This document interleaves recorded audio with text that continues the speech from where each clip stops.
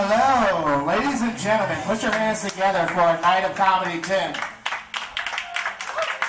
Louder, louder, Patty, get off your phone, louder, louder.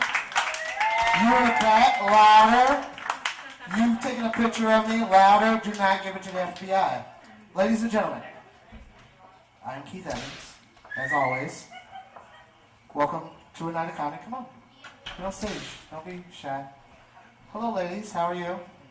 Good? Yeah. You feeling good? Yeah, we're the writers. Oh, you're write-ins. Nice.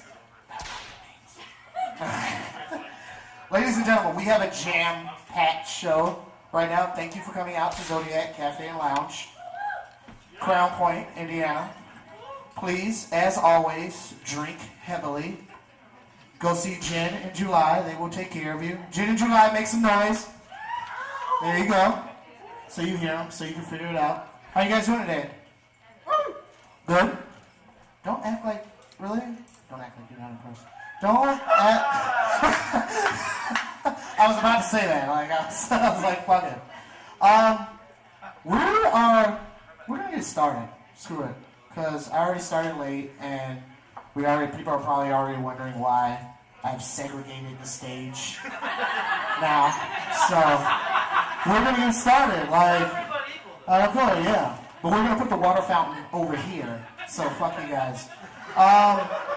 Ladies and gentlemen, I am going to bring up our first comedian of the night. We are jam-packed with Chicago comedians as well as local comedians. We're going to get started. Ladies and gentlemen, please put your hands together for Ryan Walker, ladies and gentlemen.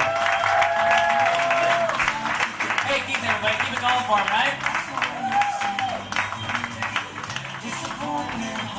Are you going to play Dead Monkey songs all night? All night. All night, okay. That's fun. I hope it's an homage rather than just like a mocking of. Little late, a little bit? Okay. Guys, thanks so much for coming out to watch comedians ignore each other all night long, so it's important to put that on display. At any given moment, you will see at least one or more of them on their cell phones. Just, one's out. Oh, okay. Maybe not any given moment, but probably... Nope, not then either. All right. Not then either. Thanks for coming out to the Zodiac Lounge. I assume named after the famous serial killer, the Zodiac. I can't be the first to have thought of that. That's impossible. That is much nicer lounge than the Ed Gein lounge I played over in, what's the bad town? Hammond? Is that the bad town here? Local town. What's up with the local town reference, huh? They don't know what they're doing. Guys, my name's Ryan. I live in Chicago right now. I moved there a couple of years, about 3 years ago.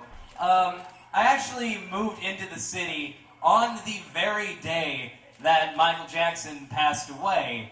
But through the confusion of moving into a whole new town and everything, I never got that information. Like, I didn't know. So my first big city memory is me walking around while people are openly weeping in the streets or dancing to Thriller on top of their cars. As I'm thinking to myself, man, Chicago is weird at night. Life truly is different here in the big city. What do I know? I moved there from Kansas City. That's where I'm from. I'm from Kansas City, Missouri, from a suburb right near Independence. And if you don't know, Independence is actually where Mormons believe Jesus will return to. And just last year, Independence, Missouri got a minor league hockey team, so we are getting close. Panera's coming, and then it's doomed from there. I come from a smaller town. It's a town of about 150,000 people or so, which is a lot of people. But when I was moving up to the city, all my friends are like, oh man, are you ready for Chicago? It's a pretty big city, dude. There's like 3 million people there. Are you ready for 3 million people? Like I was gonna hang out with all of them. I don't think the size of your town matters so much. You just end up seeing the same 3 to 4 dozen people as it is, and then the rest are just dicks in traffic. You know what I mean? 2,999,952 dicks in traffic. I've gotten a lot of time. I am lucky enough to get to perform in surrounding areas such as here. Sometimes really, really awful small towns. And whenever I perform in just like a tiny podunk town, somebody will always make the joke like, oh man, you don't want to go there. There ain't no art and no culture in that small town. Which I don't think is very fair, because what a lot of smaller towns sometimes lack in terms of art and or culture, they more than make up for it with miniature golf and reasonable drink prices.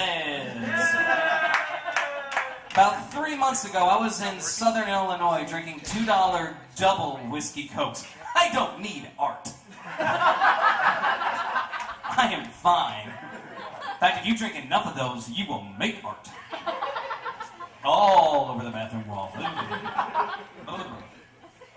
I'm trying to cut back on the old boozing it up, which is difficult because, hey, this low self-esteem can't cry itself to sleep. But I just hit kind of a wall with the drinking. Like this one time, I was drinking during the middle of the day. Do it. Wandered into a Best Buy and put a 42-inch plasma television on my credit card. Brought it home. The first thing my roommate said to me was, Ryan, how do you have a credit card? It's like, what are you talking about? I'm a credit card company's wet dream.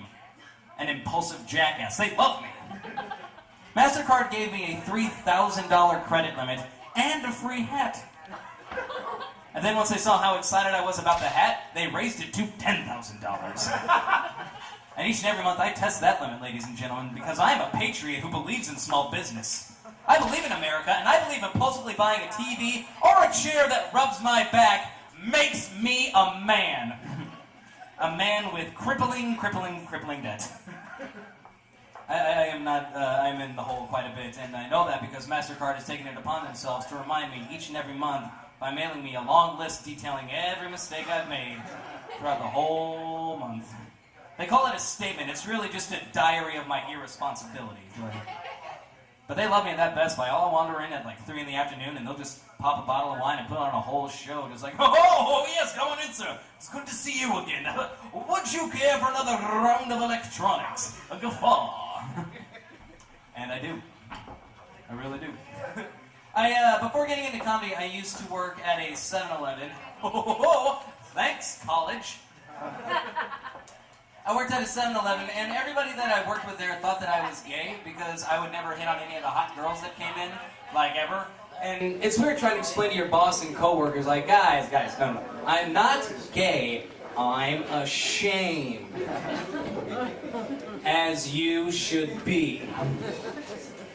Plus, I've got some standards. Granted, typically I'm a lonely guy, but I don't want a girl who's dolling herself up to go score a clerk. Ugh. I don't know, maybe if I was full-time.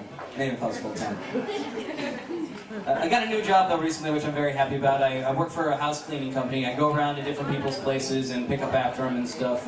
I'm a maid. That's long and short of it. I'm a maid. I'm a dude maid, much to the disappointment of horny stay-at-home dads across the city. Like, I can't tell you how many times I've been greeted at the door with a very depressed, oh, this lady has patchy facial hair. Well, don't knock until you try it, pants. I compliment their bathrobe, we move on with our day. And if you're curious, yes, maids, we do steal your stuff. Any unopened DVDs are ours.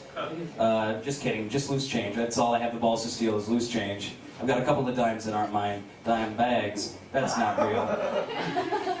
That was me riffing. Second City, $400,000 to get that little gem. I don't think it was worth it. What do you guys think? Not worth it? You don't know? Okay. You can get the honesty out of them. It might take some prime, but you can get the honesty out of them. Just gotta look them right in the eye. How you doing? Yep, there we go. I'm getting them one at a time, Joe. I come from a couple of parents, just the two, pretty standard operating procedure, mom, dad.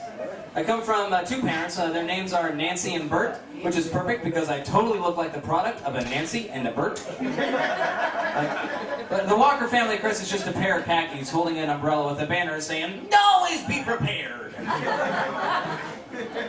Camera 2. I come from a couple of parents, they're very nice, they're very athletic. Like my dad, growing up, was the guy that everybody feared, respected, and loved, and I do this. So he's proud. But like any kid growing up, I wanted to be like my family, so I went out, played sports, was actually a wide receiver, and was so good, you guys, that by the time high school rolled around, I was in theater. So that's good. That's good. I tease my parents just because, they are really nice people, and sometimes I find myself getting jealous of my comedian friends, because a lot of comics come from awful homes, broken marriages, horrible childhoods, and they use that as fuel to make jokes, which is convenient for them. But I can't really do that, because the fact of the matter is my mom and dad are lovely people, and there is no comedy there at all. Like, it would be a real disservice if I was up here talking about just how hard it was growing up in the suburbs. Every day my folks are in my face with the, "Ryan, we love you. Oh yeah, no, we're proud of you. Here's a car. Here's a college education. Do what you will with your life." Yeah, it was rough. Can't do that. Can't do that. Well, I do like whenever kids are abused, though. That's not what I mean. Let's rewrite that, little one. Whenever kids are abused, first off, don't do it. But if you're gonna, make sure they own up to it. Don't have a kid that was gonna grow up and try and spin it by saying "Yeah, it was a pretty hard childhood, but I wouldn't trade it for the world." Oh, my mom had a crippling addiction to something, and my dad couldn't hold down a job, got fired every day. Every day he lost his job. But I wouldn't trade it for the world. Yes, you would. It's the world. At the very least, you trade it for love, compassion, and a parent with a steady 9 to 5. At the very least, let alone the world. I had 2 lovely parents. I had a wonderful childhood, full of great memories, but I would totally trade all of it for the world. Are you kidding me? Despite my rather shitty set, I am seeing a young lady right now. It's pretty good. It's pretty good. I don't know if anybody here has ever dated a young woman or somebody that they care about, but it's pretty good. If you don't know, it's the exact opposite of being alone. Smart crowd. Smart crowd. That's really good. She's a really good girl. I'm surprised I'm dating the quality of woman that I am. Just because, I'm not the kind of guy who's, prone to go out at bars, chat up girls, and get numbers. That's not who I am as a person. I'm a guy who's out at bars, giggling in a corner, going, "Dragonflies have long butts." That's me. Bucket loads of confidence, folks. Bucket loads. Besides, it's hard to get somebody to be interested in you anyway, just because in our society we will very often go out of our way to teach our girls exactly how to avoid creepy men. But nobody bothers to teach our boys how to just not be creepy. Case in point, did you guys know this? At Victoria's Secret, if you go in and ask for an employment application, they have to give you one. Did you know that? Because I do. And they hand it to you like this. Oh. Not real good. Alright, that's gonna do it for me, guys. My name's Ryan. Have a good night.